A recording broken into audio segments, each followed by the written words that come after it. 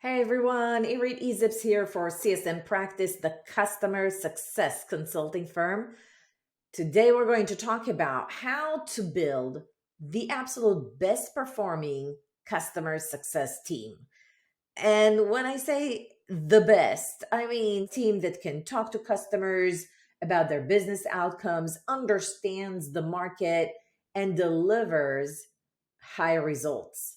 And how can we do this in a fastest way possible? And so I have invited a very special guest today, all the way from Brazil, Sharon Zanandrais, and she's going to spill the beans and tell us all of her secrets. Stay tuned, we'll be right back.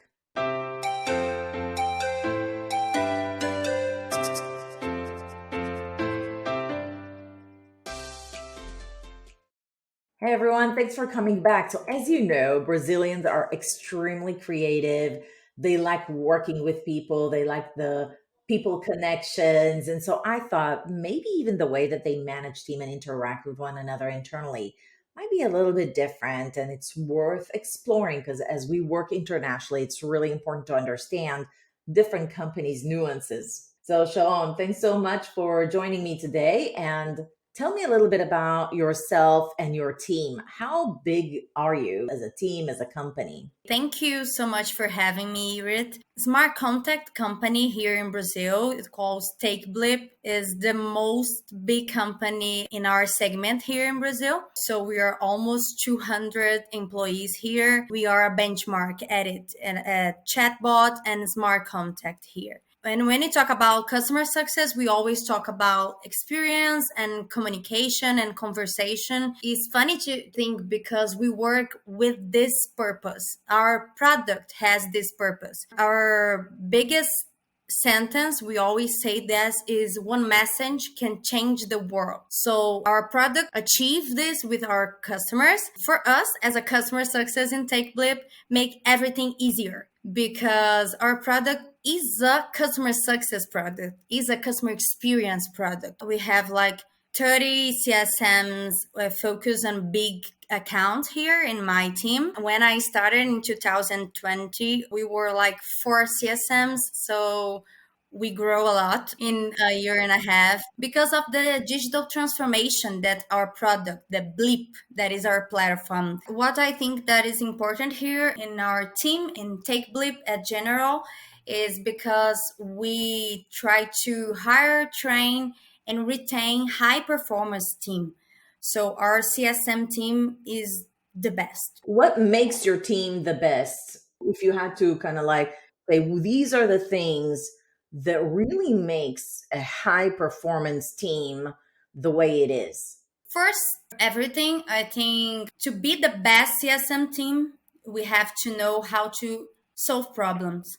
We have to be proactive, we have to be predictable, and we use not just any data. We have to use the customer data as the center of any analysis that we bring inside the team and inside the company. We use a lot of customer-led growth strategy, like operation mode to drive our decision and to drive our strategies here in Take Blip and here in my team too. So I think that the main thing is to understand how we achieve value with our customers too, because in the most of the time, value is not a number. Value is a feeling. So we have to know how to measure that. We have to have NPS, of course, but sometimes you measure this with ROI, of course, but we have to know how to measure the feeling. Your team, you believe your team is one of the best ones in Brazil because one, it's proactive. Two, it leverages customer data to be able to be predictable and get ahead of risks, but it also leverages data to discuss ROI with customers and deliver value.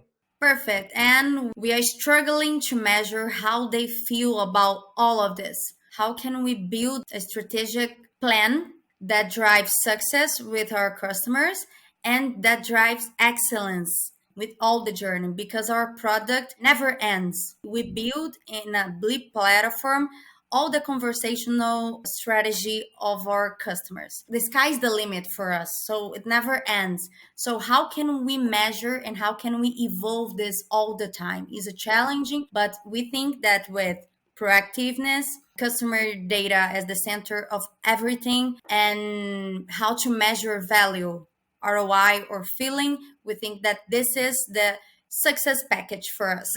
So a year and a half ago, you only had 4 team members. It's really hard to make sure that the quality that the team delivers is still consistent. What have you started doing a year and a half ago to make sure that all 20 CSMs performs very highly? For example, maybe start sharing around proactivity. How do you make sure that they're all proactive in a consistent manner?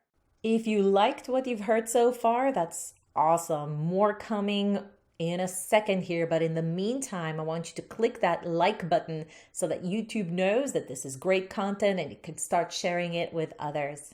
That's a big challenge for us managers. First thing that I did was to understand who was my benchmark, who was my CSM benchmark, and I need this by my side. So I made this person a coordinator to help me out.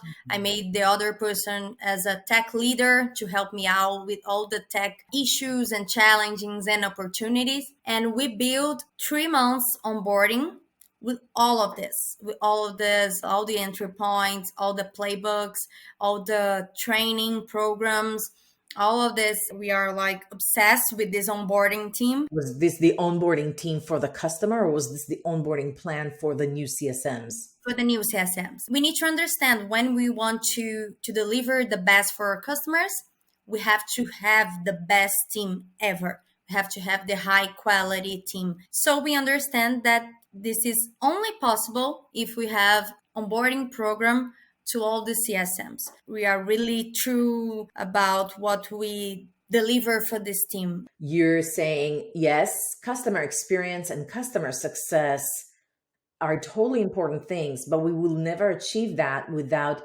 employee experience and employee success. And so what it sounds like to me is that you're treating your employees like your own customers. If your customers have an onboarding process that's incredible, you're going to put the resources and the effort and the time to deliver an amazing CSM onboarding experience as well. Perfect. That what we believe, because if you do not think about how your CS team evolve since the day one, it's a big problem. You have to mitigate all the challenges and you have to evolve all the good things. So we believe this a lot. So Sharon, sounds like one of the things that you do with your customer success team in Brazil is to make them be the high performance team that they are, is first and foremost creating an onboarding journey for them, very similar to how you do with customers. Can you show us an example of what does that look like? Before we continue, don't forget, subscribe to our YouTube channel and smash that notification button so that you don't miss out on any new videos. Sure, Irit. So I just got one of the boards in Asana that we do to manage with the new CSM. So we have all the preparation onboarding here.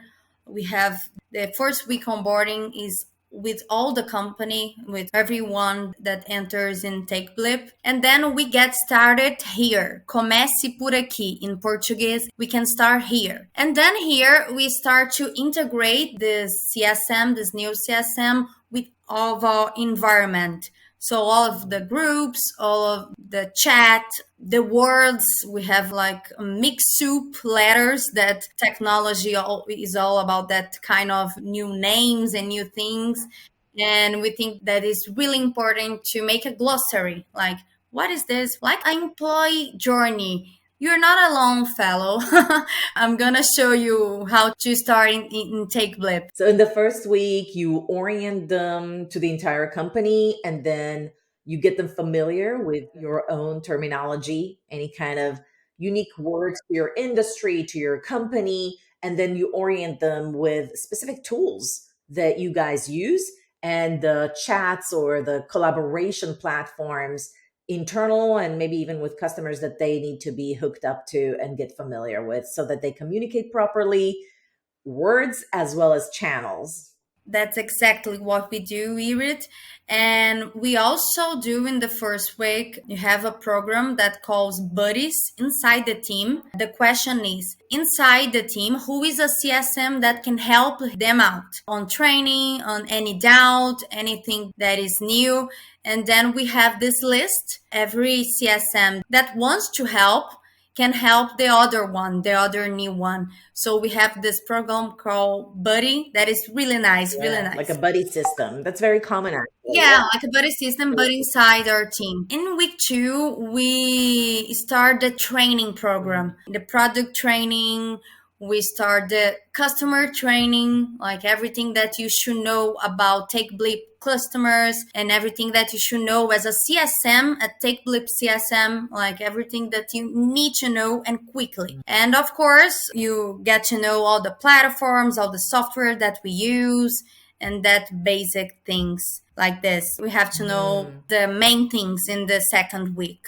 And then we continue in the third week with the same purpose, like training program again, but a little bit difficult training. Like you have to understand a little bit more about the product. And in the fourth week, you have to say, we put it here, mão na massa, like hands-on. Ah, nice.